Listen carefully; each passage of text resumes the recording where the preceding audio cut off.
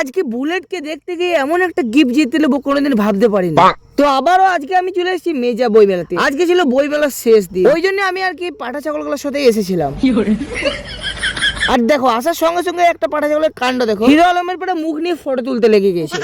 তারপর চলে গেছিলাম বইয়ের দোকান, এখানে সব আমার পছন্দের সাহিত্য রয়েছে, ওই জন্য একটা বই খুলে পড়ে আমরা পড়তে থাকি, ওই বইটাই আমরা কিনে নিই। তারপর একটা দোকানে দেখি প্রচন্ড ভিড়, ভালো করে দেখতে পাই একটা গেম হচ্ছে ওইখানে, একটা বলে করে গ্লাসগুলোকে ফেলাতে হবে, সব গ্লাসগুলো ফেলাতে পারলে থাকছে এক বিশেষ পুরস্কার। আমি ভেবেছিলাম আমার তো 20 সাল কে তজুরবা হ্যাঁ, এইসব গেম আমার কাছে কোনো ব্যাপারই না, ওই জন্য আমি ট্রাই করি এন্ড ফাইনালি আমি মাত্র দেন জলদি ওখান থেকে আমি চলে আসি, এসে বোধ এদিকে একটা এগ রোল খেয়ে নি দোকানে, তারপর জলের ট্যাঙ্ক থেকে ফ্রিতে জলও খেয়ে নি। ঘরের সময় একটা মণ্ডপে ফ্রিতে খিচুড়ি খাওয়াচ্ছিল, আর ফ্রির জিনিস দেখলে তো আমরা লোভ সামলাতে পারি না, তাই আর দেরি না করে আমরাও খিচুড়ি খেয়ে নি। কি টেস্ট!